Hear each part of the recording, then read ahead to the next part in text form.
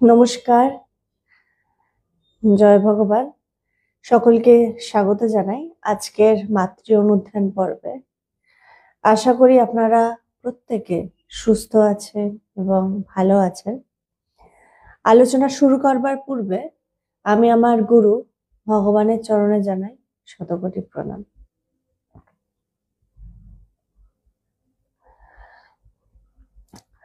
প্রথমে আমরা একটু শান্তি মন্ত্র পাঠ করে নিই, তারপর আলোচনায় যাব, আলোচ্য বিষয়ে যাব। ওম সহনা ভবতু सहनो भुनक्तु सह वीर्यं करवावहै तेजस्विनावधीतमस्तु मा विद्विषावहै। ओम शांति शांति शांति। हरि ओम तत्सत्। জয় মা।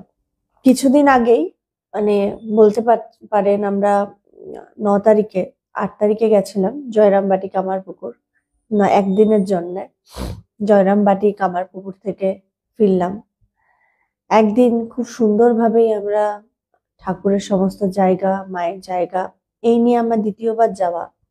এবারে যাওয়ার সূত্রটা কিছুটা এইভাবে, আমাদের অর্গানাইজেশনে আমি এর আগেও বলেছিলাম আমার গুরুদেবের 84তম আবির্ভাব দিবস ছিল। সেই উপলক্ষে আমাদের যারা দেশের বাইরে যত ভক্তরা আছেন, আমাদের 2জন ব্রহ্মচারিণী এবং আরো 2জন ভক্ত বিদেশের, তারা এসেছিলেন লন্ডন থেকে, নেদারল্যান্ডস থেকে।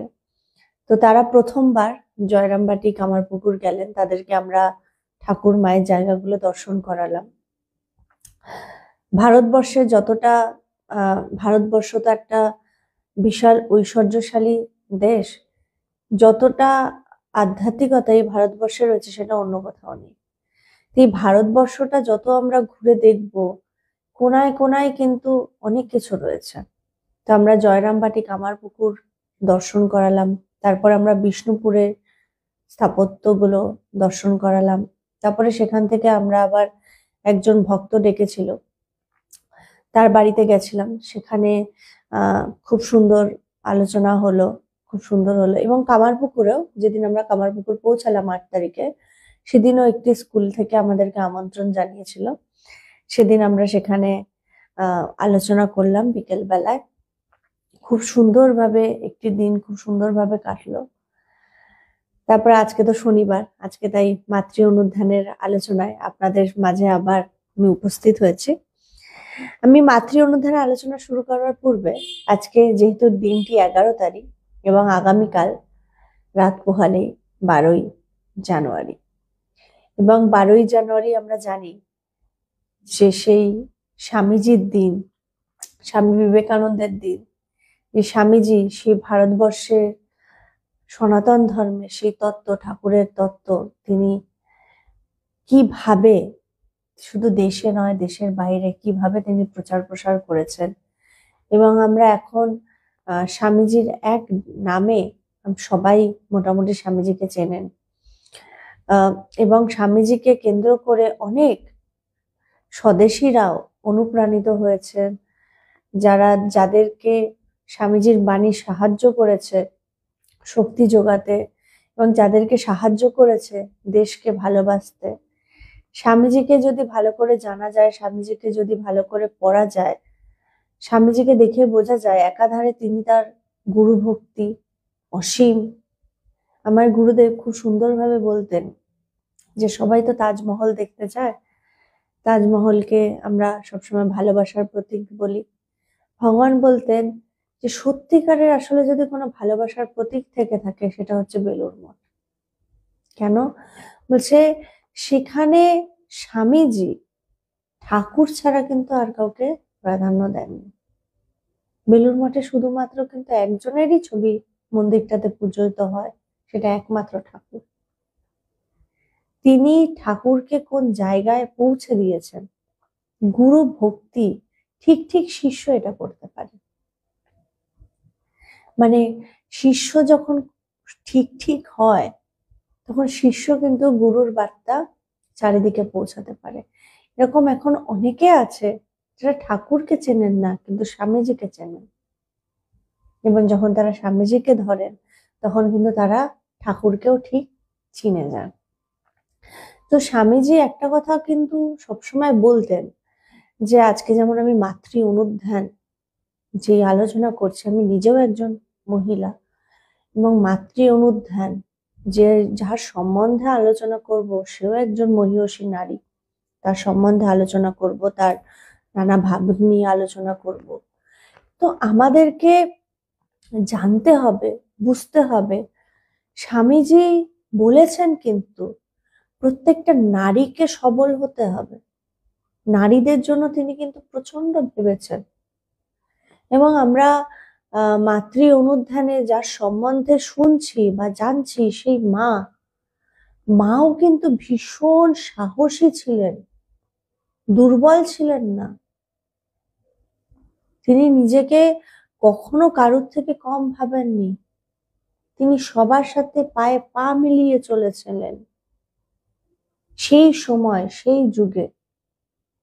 আজ এখনকার না, কিন্তু সেই সময় তিনি কত মানুষকে প্রেরণা দিয়েছেন, কত মানুষকে বাঁচতে সাহায্য করেছেন, কত বিপ্লবীরাও আশ্রয় পেয়েছেন মায়ের কাছে। মা কিন্তু পরোয়া করেননি লোকে কি বলবে, তার কি হবে। তিনি কিন্তু পরোয়া করেননি। তো যখন বিদেশিদের বস্ত্র বর্জন করা হচ্ছে, বিদেশিদেরকে বিদেশে গেলে তখন ঘরে ঢুকতে দেয় না, কিন্তু সেই সময় দাঁড়িয়ে তিনি কিন্তু বিদেশিদেরকে নিজের কোল ছাড়া করেননি। যারা একবার তাকে মা বলেছেন, তিনি কিন্তু সাহসের সাথে বুক চওড়া করে দাঁড়িয়েছিলেন। তো আমাদেরও যেন মাথায় থাকে, আমরাও যেন মাথায় রাখি আমরা কোন দেশে জন্মেছি। আমাদের দেশ কিন্তু কোনো দুর্বলতার প্রতীক নয়। আজকে বিদেশিরা এসে আমাদের দেশকে 200 বছর শাসন করে তারা মহিলাদেরকে নানা রকম ভাবে পিছিয়ে, তারা এখন বলছে না মহিলারা এগিয়ে নেই, কিন্তু ভারতবর্ষকে ভালো করে ঘেঁটে দেখলে দেখা যাবে একটা সময় শুধু মহিলারাই কিন্তু ভারতবর্ষকে ডমিনেট করেছে। একটা সময় কিন্তু মহিলারাই আগে ছিল। যে এখন আমরা যেটা বলি পুরুষরা সবসময় শাসন করে, সেই জন্য আমাদেরকে এগোতে হবে, আমাদের দুর্বলতাকে ত্যাগ করতে হবে। দুর্বলতা ত্যাগ মানে উচ্ছৃঙ্খল ভাবে জামা কাপড় পরে রাস্তার মধ্যে নানা কিছু করবো তা না, কিন্তু এটা কিন্তু সবলতার পরিচয় নয়। উচ্ছৃঙ্খল জীবনযাপন কিন্তু সবলতার পরিচয় নয়। সবলতার পরিচয় নিজেকে সুন্দর করা, নিজেকে সমৃদ্ধ করা,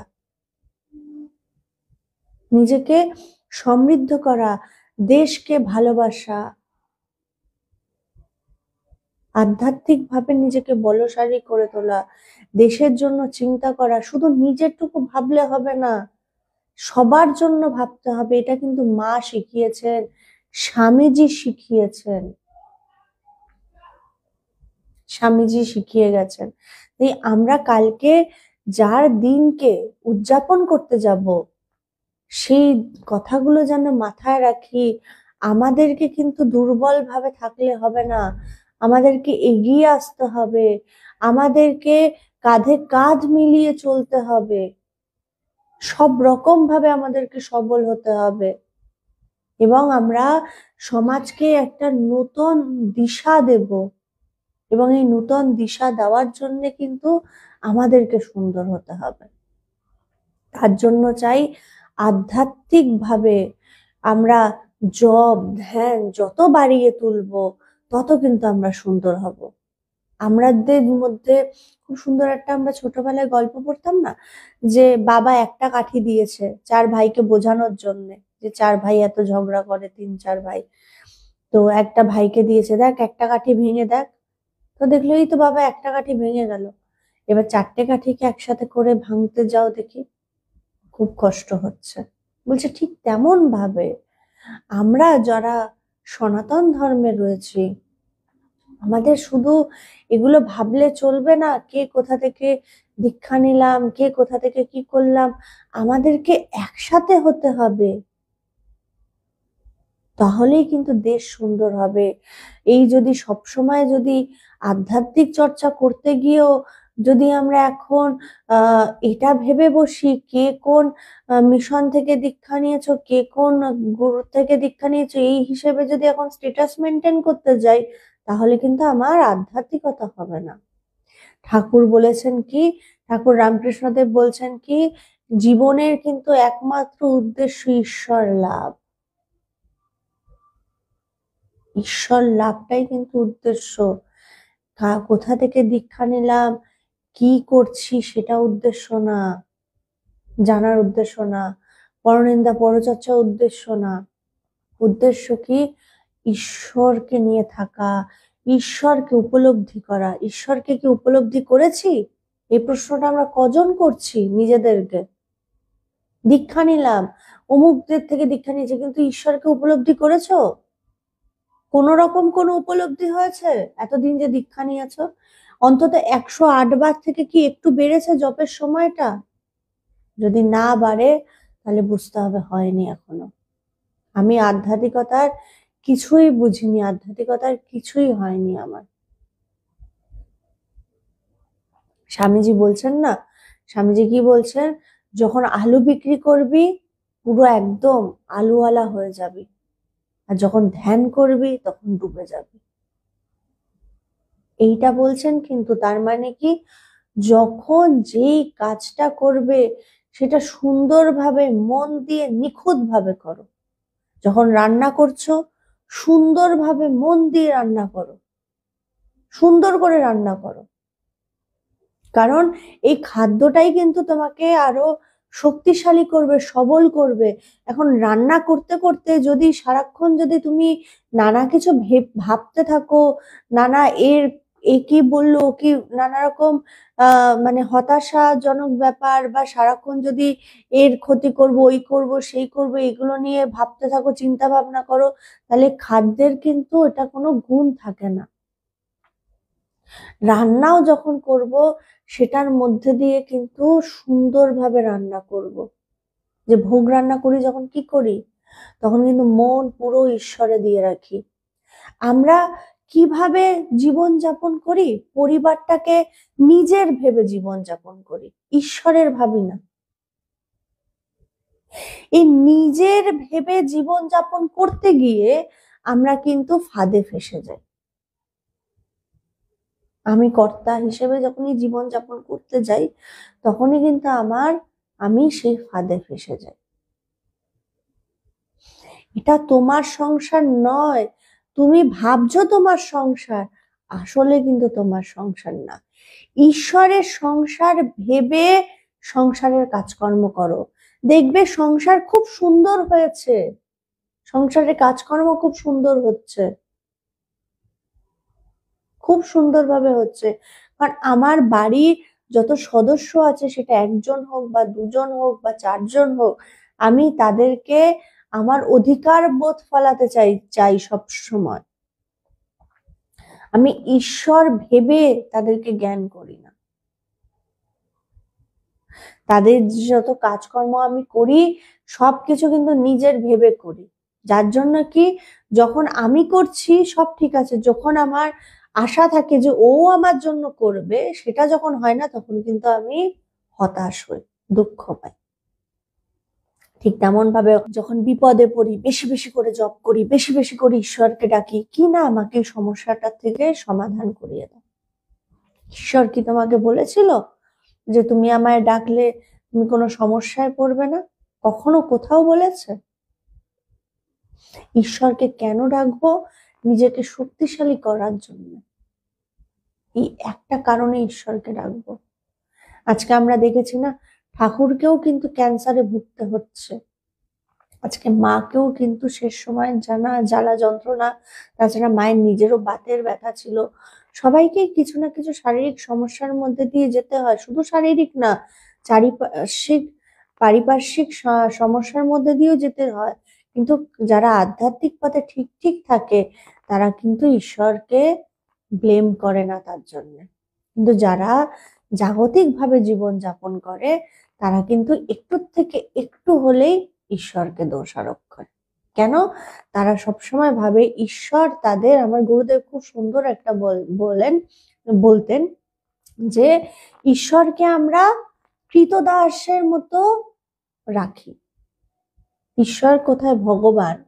তারা যখন বলছেন, ভগবান খুব সুন্দরভাবে একটা উদাহরণ দিয়ে বলছেন, যখন আমরা কোথাও ঘুরতে যাই তালা ঠালা মেরে, তখন বলি ভগবান তুমি আমার ঘরটা দেখো। মানে যেন ঈশ্বর যেন আমার চাকর। আমি ঈশ্বরকে ঈশ্বর বলে জ্ঞান করি না সব সময়। ঈশ্বরকে ঈশ্বর বলে জ্ঞান করতে হবে। ঈশ্বর কিন্তু আমার চাকর নয়। ঈশ্বর কোথায় আছে? ঈশ্বর কিন্তু আমাদের প্রত্যেকের ভেতরে রয়েছে। এই বিষয় চিন্তার থেকে বেরিয়ে ঈশ্বরকে উপলব্ধির দিকে কিন্তু আমাদের জোর দিতে হবে। যত জোর দেব, ঈশ্বরকে যত বেশি বেশি করে ডাকবো, যত জপ করব, যত ধ্যান করব, আস্তে আস্তে কিন্তু তিনি আমাকে দর্শন দিতে বাধ্য হবে। তাই ব্যাকুলতা বাড়াতে হবে। ঠাকুর বলছেন ব্যাকুলতা বাড়াও। স্বামীজির কথা মাথায় রাখতে হবে। স্বামীজি কি বলছেন? যখন যেই কাজটা করবে নিখুঁত ভাবে করবে, যখন ধ্যান করবে ডুবে যাবে, যখন আলু বিক্রি করবে সেইভাবে ব্যবসায়ী হিসেবে, বলছেন না স্বামীজি বলছেন না, গামছা বিক্রি কর, বিদেশে তিনি বলছেন না যে ব্যবসা করবি যখন ঠিক ঠিক ভাবে ব্যবসা কর, ওরকম একানা দুয়ানা ওরকম ভাবে থাকিস না, সুন্দরভাবে কর, সুন্দরভাবে জীবনযাপন কর। কি সারাক্ষণ আজ নেই কাল নেই এরকম ভাবে? মহাপুরুষরা কিন্তু আমাদের শিখিয়ে যায় সংসারও কিভাবে করতে হয়। প্রসঙ্গে আসি, মা কি বলছেন? মা বলছেন, মায়ের একটি প্রসঙ্গ যেখান থেকে আজকে আমি পাঠ করব, মাতৃ সান্নিধ্যে, খুব সুন্দর একটি প্রসঙ্গ। মায়ের মা বলছেন কর্ম করা উচিত। বলছেন কি? কর্ম করা উচিত। অনেক রাত্রি পর্যন্ত কথাবার্তা হইয়াছিল। আমি বললাম, মা কেদার মহারাজ বললেন এসব কাজে কর্মে খুব খাটো, এসব কাজে কর্মে খুব খাটো, তাহলেই যা হবার তা আপনি হবে। মা, কাজকর্ম করবে বই কি, কাজে মন ভালো থাকে। তবে কি জানো, জপ ধ্যান প্রার্থনাও বিশেষ দরকার। কি বলছেন মা? কি বলছেন? কাজকর্ম করবে বই কি, কাজে মন ভালো থাকে। এবং তবে কি জানো, জপ ধ্যান প্রার্থনাও কিন্তু বিশেষ দরকার। মা দেখুন খুব সুন্দরভাবে কিন্তু জোর দিচ্ছেন, কাজকর্ম করো, কাজকর্ম যত করবে তত কিন্তু মন সুন্দর থাকে। কেন? বলছে না খালি মন শয়তানের বাস। কিন্তু সাধুরা যখন খালি থাকে তখন কিন্তু শয়তানের বাস হয় না, কারণ তারা ঠিক মনে মনে জপ করেন বা ঈশ্বর চিন্তা করেন কিছু না কিছু। কিন্তু আমাদের যারা সংসার জীবনে আমরা থাকি, চলতে চলতে খালি মনে কিন্তু তখন এমন চিন্তায় মগ্ন হয়ে যাই সংসারে, যে কিছুদিন বাদে আমরা, আজকাল কি হচ্ছে যে আমরা ডিপ্রেশনে চলে যাচ্ছি। তাই খালি থাকা যাবে না, যতটা পারা যায় নিজেকে ব্যস্ত রাখতে হবে। বলছে অন্তত সকাল সন্ধ্যায় একবার বসতে হয়। বলছে কি, সকাল সন্ধ্যায় কিন্তু একবার হলেও তোমাকে জপ ধ্যানে বসতে হবে। ওটি হলো যেন নৌকার হাল। সন্ধ্যার সময় একটু বসলে সমস্ত দিন ভালো মন্দ কি করলাম না করলাম তার একটা হিসেব আসে। তারপর গতকালের মনের অবস্থার সঙ্গে আজকের অবস্থা তুলনা করতে হয়। পরে জপ করতে করতে ইষ্টমূর্তির ধ্যানে প্রথমে মুখখানি আসে বটে, কিন্তু পা থেকে সমস্ত অঙ্গটি সাক্ষাৎ ধ্যান করতে হয়। কাজের সঙ্গে সকাল সন্ধ্যা জপ ধ্যান না করলে কি করছো না করছো বুঝবে কি করে? বলছে জপ ধ্যান করতে হবে কিন্তু, এবং তার সাথে সাথে কিন্তু ভাবনা চিন্তা করতে হবে, গতকালের আমার মনটা কেমন ছিল, বিচার করতে হবে। বিচারটা খুব জরুরি, বিচার না করলে কিন্তু হবে না। এই যে মাও দেখুন কিন্তু বলছেন যে আমাকে কিন্তু এই যে আমি যে এগোচ্ছি, জব করছি, ধ্যান করছি, মন কতটা শান্ত হলো দেখতে হবে কিন্তু। আমি কি কালকের থেকে একটু বেটার হয়েছে আজকে? রোজ অভ্যাস করতে হবে। বলছে সকাল সন্ধ্যায় সময় করে একবার না একবার তোমাকে কিন্তু জপ ধ্যান করতেই হবে। বলছে খুব সুন্দরভাবে তিনি বলছেন ধ্যানে কি করে বসবো? ইষ্টমূর্তি স্মরণ করব মুখখানি। তারপর কি বলছেন? তারপরে কিন্তু পা থেকে সমস্ত অঙ্গটির সাক্ষাৎ ধ্যান করতে হয়।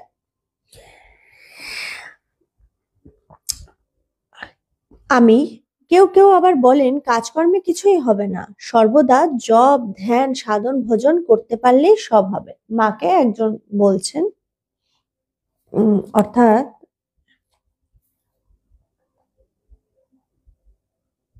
স্বামী ঈশানন্দ খুব সম্ভবত, তিনি বলছেন মাকে কেউ কেউ আবার বলেন কাজকর্মে কিছুই হবে না, সর্বদা জপ ধ্যান সাধন ভজন করতে পারলেই সব হবে। দেখুন এবার মা খুব সুন্দরভাবে ধরিয়ে দেবেন যে আমি কাজকর্ম করব না, সব সময় ধ্যান জপে, যারা আমরা সংসার জীবনে রয়েছি সবসময় ধ্যান জপে মগ্ন থাকবো, তাহলে কি হবে সেইটাকেও নিয়েও মা খুব সুন্দরভাবে বলছেন। মা বলছেন কি, তারা সব কি করে বুঝলে? কি করলে হবে আর কি করলে হবে না? দিন কতক একটু জপ ধ্যান করলেই কি সব হয়ে গেল? দেখো আসল কথা কি জানো? মহামায়া পথ ছেড়ে না দিলে কিছুতেই কিছু হবার নয়। দেখুন মা কিভাবে ধরিয়ে দিচ্ছেন খুব সুন্দরভাবে। বলছে মহামায়া পথ ছেড়ে না দিলে কিছুতেই কিছু সম্ভব হবে না। একমাত্র তার কৃপাতেই সব হয়। সেদিন দেখলে তো একজন জোর করে জপ ধ্যান বেশি করতে গিয়ে মাথাটি বিগড়ে এলেন। মাথাটি যদি বিগড়ালো তো আর রইল কি? বলছে যে জোর করে না, যদি তুমি চেষ্টা করো অল্প অল্প করে, অল্প অল্প করে এই 108 বার জপ করলাম, এবার জোর করে আমি চেষ্টা করবো না আজকে আমাকে না, আস্তে আস্তে ধীরে ধীরে 1 মাস করো 108 বার জপ। একটা সময় রোজ বসো, রোজ যদি সকাল 6টা ধরো, রোজ সকাল 6টায় বসো। রোজ যদি রাত্রির 8টায় বসো বা 10টায় বসো, যদি সেই রকম ভাবে রোজ বসো, 108 বার করে 1 মাস ধরে জপ করো। এবার তোমার মনই বলে দেবে তুমি অনেকটা শান্ত হয়ে এসেছো। তোমার মনই তখন চাইবে না এবার এখন একটু 108 বার থেকে একটু বাড়াই। শুধু তাই না, এবার একটু তাহলে 108 বার জপের পরে একটু ধ্যান করব। তোমার মনই বলে দেবে। যত তোমার মন শান্ত হতে থাকবে তোমার মনই কিন্তু তোমাকে সাহায্য করবে, কিন্তু শুরুটা কিন্তু তোমাকে জোর করে করতে হবে। এবার এই জোরের মধ্যে কিন্তু আবার 2 রকম আছে। জোর মানে কি, যে জোর করে তোমাকে যেমন ভাবে হয় না, বাচ্চারা দুষ্টু হলে কি হয় যেমন ছোট থাকে, তাদেরকে একটা বয়সের মধ্যে কিন্তু অ আ ক খ আমরা শেখাতে চাই। 10 বছর বয়সে কিন্তু আমরা কাউকে অ আ ক খ শেখাই না। আমরা 3 বছর বয়সের মধ্যেই তাদেরকে অ আ ক খ এবিসিডি শিখিয়ে দিই। বলছে ঠিক তেমন ভাবে আমাদেরকেও, তাদেরকে কিন্তু তারা সেই সময় খেলার বয়স, কিন্তু আমরা জোর করে একটা সময় বসাই যাতে তার অভ্যাস হয়। বলছে ঠিক তেমন ভাবে জোর করে 108 বার জপ করতে হবে, যারা যারা আমরা দীক্ষা নিয়েছি। এবার বেশি জোর মানে না একদিনেই আমি 1000 জপ করে নেব, 1 লক্ষ জপ করে নেব, এরকম না। আধ্যাত্মিক পথ মানে ধীরে ধীরে এগোতে হবে, ধীরে ধীরে এগোতে হবে। একদিনেই যদি আমি পৌঁছাতে যাই তাহলে কিন্তু আর মাথা বিগড়ে যাবে। মা বলছেন কিন্তু একদিনে কিন্তু কিছু হয় না, সবকিছুর একটা একটা ব্যালেন্স আছে, সবকিছুর একটা সুন্দর যেমন ভাবে একটা বাচ্চা জন্মাবার সাথে সাথেই উচ্চ মাধ্যমিক পরীক্ষা দিতে পারে না, তাকে 1 2 3 4 5 6 এগুলো সব ক্রস করে তারপরে গিয়ে উচ্চ মাধ্যমিক দেয়, ঠিক তেমন ভাবে আমাকেও রোজ অল্প অল্প অল্প অল্প করে ধ্যান জপ করে নিজের দেহ মনকে অভ্যাস করাতে হবে। একটা সময় কিন্তু মা কিন্তু বলছেন রোজ সকাল বিকেলের মধ্যে একটা সময় কিন্তু রোজ বসতে, তো আমাকেও কিন্তু সময় করে রোজ বসতে হবে একটু জোর করে। কিন্তু এই জোরটা কেমন হবে? অল্প হবে। প্রথম প্রথম আমাকে 10 মিনিট সময় দেব। এই 10 মিনিট 1-2 মাস সময় দেব। ডেইলি একটা সময় করে বসবো, ডেইলি বসবো। তারপরে আস্তে আস্তে সময়টাকে বাড়ানোর চেষ্টা করব। কারণ আমরা তো নিশ্চয়ই কেউ চাইবো না একই ক্লাসে পড়ে থাকি। বাড়ির বাচ্চারা যদি ক্লাস 1-এই 2-3 বছর ধরে পড়ে থাকে, আমাদের কি ভালো লাগে? ভালো লাগে না কিন্তু। তাহলে আমরা কেন বড় হয়ে এত সবকিছু জানি বুঝি, তারপরেও আমি কেন ক্লাস 1-এই পড়ে থাকতে চাই, 108 বারেই পড়ে থাকতে চাই? এর থেকে উঠি না কেন? এর থেকে বাড়াই না কেন? আমি কেন শুধুমাত্র ওই সকালবেলা একটুখানি বেরোনোর আগেই একটু ধূপকাঠি ধরাবো? এটুকুই কেন করব? ওটাকে একটুখানি বসবো না কেন? একটু বসে চিন্তা ভাবনা করবো না কেন? সময়টা আস্তে আস্তে করে একটু একটু করে আমাদের প্রত্যেককেই বাড়াতে হবে। স্ক্রুপের প্যাচের একটু এধার আর একটু ওধার, এক প্যাচ একটু আলগা হলেই হয় পাগল, আর না হয় মহামায়ার ফাঁদে পড়ে নিজেকে খুব বুদ্ধিমান ভেবে মনে করে বেশ ভালো আছি। আর উল্টো দিকে এক প্যাচ কষা হলেই ঠিক পথে চলে শান্তি ও আনন্দ পায়। সর্বদা তার স্মরণ মনন করে প্রার্থনা করতে হয়, প্রভু সুবুদ্ধি দাও। বলছে কি সব সময় তার স্মরণ মনন করতে হবে, কিন্তু করে তার কাছে প্রার্থনা করতে হবে যাতে তিনি আমাদেরকে সুবুদ্ধি দেয়। সুবুদ্ধি হওয়াটা কিন্তু খুব জরুরি আমাদের দৈনন্দিন জীবনে। কারণ আমরা জানি না মন কখন আমাদেরকে কি কি চিন্তা ভাবনায় ফেলে। ভালো মানুষকেও কিন্তু সে নানা কিছু করিয়ে দিতে পারে একটা ভালো মানুষকে দিয়ে। তাই মনকে বসে রাখা কিন্তু খুব কঠিন। মনকে বসে রাখতে গেলে আমাকে কিন্তু জপ ধ্যান বাড়াতে হবে। সবসময় জপ ধ্যান করতে পারে কজন? প্রথমটা একটু সাধন ভজন করে, শেষে নয়ের মতো বসে থেকে আসনের গরম মাথায় ওঠে, অহংকার হয়। বলছে কি, নাম বলছেন না এখানে, কিন্তু বলছেন প্রথমে একটু সাধন ভজন করে, প্রথমে একটু সারাদিনে হয়ে গেল একটুখানি সাধন ভজন করলাম, তারপরে শেষে কি করে, শেষে নয়ের মতো বসে থেকে আসনের গরম মাথায় ওঠে, অহংকার হয়। এই কথাটা আমরা কি করি, কিছু কিছু মানুষ আবার এরকমও আছে কিন্তু, যারা ঘুম থেকে উঠলাম একটু জপ ধ্যান করলাম 1/2 ঘন্টা, ব্যাস তারপরেই বিশাল আমি জপ ধ্যান করেছি, আমার দিনটা খুব সুন্দর হলো, এই হলো, তারপরেই লেগে গেলাম এই কি করছে সেই কি করছে ওইগুলোতে ব্যস্ত হয়ে গেলাম, এইগুলোতে ব্যস্ত হয়ে গেলাম। মা কিন্তু দেখুন কিভাবে ধরিয়ে দিচ্ছেন, জপ ধ্যান করতে করতেও কিন্তু আমাদের অহংকার হয়। আমার গুরুদেবও খুব সুন্দরভাবে সাধনার যে প্রণালী আছে সেখানে বলছেন যে সব শেষে ছাড়তে হবে আধ্যাত্মিকতার অহংকার। আধ্যাত্মিক চর্চা করতে করতেও কিন্তু আধ্যাত্মিক অহংকার উৎপন্ন হয়। এই আধ্যাত্মিক অহংকার কিন্তু স্বাভাবিক অহংকারের থেকেও সাংঘাতিক, খুব সাংঘাতিক। কিছু ভালো না লাগায় তখন গাছ পাথর ভেবে নানান অশান্তি।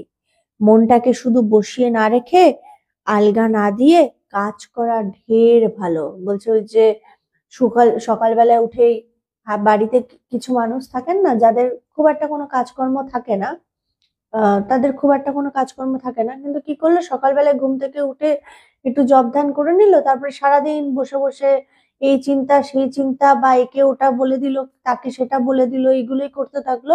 বলছে ওগুলো করার থেকে চুপচাপ বসে ভুলভাল চিন্তা করার থেকে কাজ করা ঢের ভালো।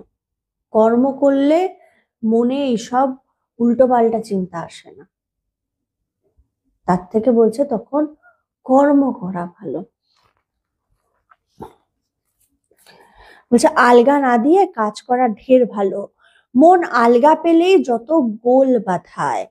নরেন আমার এসব দেখেই তো এইসব কাজের পত্তন করলে। মা নকে লক্ষ্য করি আবার বলিতেছেন, দেখো না বসে থেকে কি অশুদ্ধ মনই না হয়ে গেছে ওর, কেবল সূচিবাই বাড়ছে আর বলে অশান্তি। অত অশান্তি কেন? এত দেখে শুনেও চৈতন্য হলো নি? আমি তো কই মনে কোনোদিন অশান্তি বোধ করিনি। দেখুন কিভাবে বলছেন, মা বলছেন যে যে আধ্যাত্মিক চর্চা করছে, জপ ধ্যান দৈনন্দিন জীবনে করছে, তার মনে এত অশান্তি কোথা থেকে আসছে? তার মনে এত ডিপ্রেশন কোথা থেকে আসছে, হতাশা কোথা থেকে আসছে? তার মানে সে ঠিক ঠিক জপ ধ্যান করে না। তার মানে সে, মা যাকে উদ্দেশ্য করে বলছে তার মতো আমরা জপ ধ্যান করি। মানে একটু জপ ধ্যান করলাম, সকালবেলায় আমার সবকিছু হয়ে গেল, সে 100-1 লক্ষ হয়তো জপ ধ্যান করে নিলাম, করে নিয়েই বসে পড়লাম এর নিন্দা করতে তার নিন্দা করতে, এই সেই করে আমি আমার শক্তিটাকে ক্ষয় করে ফেললাম। আমি যা যা শক্তি অর্জন করলাম আধ্যাত্মিক ভাবে সমস্ত কিছু ক্ষয় করে ফেললাম। তাই ধীরে ধীরে বলছেন যে তার থেকে ভালো চুপ করে বসে এইসব পরনিন্দা পরচর্চা, এই আগডুম মাগডুম এইসব না ভেবে তার থেকে কর্ম করা ঢের ভালো। কর্ম করা ঢের ভালো। আমরা আজকে মায়ের বই থেকে মায়ের যে এত অপূর্ব প্র্যাকটিক্যাল বিশ্লেষণ শুনলাম আমরা, যে মা কিভাবে প্রত্যেকটা জিনিস ধরিয়ে দিচ্ছেন। দেখুন আমরা ফাঁকা সময় কি করি সেটাও মা দেখুন কিভাবে ধরিয়ে দিচ্ছেন। মা বলছেন এত দেখে শুনেও চৈতন্য হলো না? সারাদিন সারদা মায়ের সাথে থাকছেন, সারদা দিন মাকে দেখছেন কিভাবে কাজকর্ম করছেন, তাও তার চৈতন্য হচ্ছে না। ভাবুন কেন হচ্ছে না? কারণ সে দৈহিক ভাবে মায়ের সাথে আছে, মানসিক ভাবে নেই। তাই যে কোনো কিছুতে, যেমন ভাবে আপনারা এখন আমার আলোচনা শুনছেন, হয়তো দৈহিক ভাবে শুনছেন, মানসিক ভাবে যদি আমার সাথে কানেক্ট না করেন, মানসিক ভাবে যদি মায়ের যদি চিন্তা ভাবনায় যদি মগ্ন না হয়ে ওঠেন, তাহলে কিন্তু সমস্তটাই বৃথা হয়ে যাবে। তাই শাস্ত্রে খুব সুন্দরভাবে বলছে শ্রবণ মনন নিদিধ্যাসন খুব জরুরি। শ্রবণটা তো এই মুহূর্তে হলো, মা কি কি বললেন সেগুলো শুনতে পারলাম। এবার এটা নিয়ে আমার মনন করতে হবে। তারপর কি? নিদিধ্যাসন, আরো গভীরে যেতে হবে এবং চেষ্টা করতে হবে আমরা রোজ একটু একটু করে সময় যাতে বাড়াই, একটু একটু করে সময় যাতে বাড়াই। পাহাড়ে যখন উঠি আমরা কিভাবে উঠি? ধীরে ধীরে ধীরে উঠি। দৌড়ে যদি উঠতে যাই তাহলে কিন্তু শ্বাস ফুলে ঠুলে একাকার হয়ে যাবে, কারণ আমাদের পাহাড় চড়তে অভ্যস্ত আমরা নই। বলছে আধ্যাত্মিক পথটাও ঠিক তেমন। মা বললেন না, জোর করে যদি করতে যাও তাহলে পাগল হয়ে যাবে। তাই ধীরে ধীরে এগোতে হবে। ধীরে ধীরে আধ্যাত্মিকতার শিখরে পৌঁছালে আমি হৃষ্টপুষ্ট হব ভেতর থেকে। নইলে মা যাকে উদ্দেশ্য করে বলছেন তার মতো মানসিক ব্যাপার হবে আমাদের। জপ করব ধ্যান করব কিন্তু মনে উল্টোপাল্টা চিন্তা নিয়ে থাকবো, সারাক্ষণ এ কি করলো সে কি করলো এগুলো নিয়ে চিন্তা ভাবনা করব। তাই বলছেন শুধু জপ ধ্যান করলে হবে না, প্রার্থনা করতে হবে, গুরুর চরণে প্রার্থনা জানাতে হবে। গুরুর চরণে প্রার্থনা এটাও জানাতে হবে যাতে সে আমাকে সুবুদ্ধি দেয়, যাতে তিনি আমাকে চৈতন্য, বলছে না আমরা কিছুদিন আগেই যে কল্পতরু দিবস গেল, সেখানে ঠাকুর রামকৃষ্ণদেব কি বলছেন? তোমাদের সকলের চৈতন্য হোক, এটার প্রার্থনা করতে হবে, তাহলেই না আমাদের জীবন সফল হবে। নইলে এলাম খেলাম আনন্দ করলাম ফুর্তি করলাম চলে যাব, তা করলে হবে না। ডুব দিতে হবে। যদি চর্চা ঠিক ঠিক ভাবে করতে চাই তাহলে ডুব দিতে হবে, তার আলোচনায় ডুবে যেতে হবে। এমন ভাবে ডুবে যাব যে আমার আশেপাশে কি আছে কিছুই খেয়াল থাকবে না, শুধু মা থাকবেন আর আমি থাকবো। আজকে এই বলেই আলোচনা এখানে শেষ করছি। প্রত্যেকে সুস্থ থাকবেন, ভালো থাকবেন। কারোর যদি কোনো প্রশ্ন থাকে এখানে লিখতে পারেন। জয় ভগবান।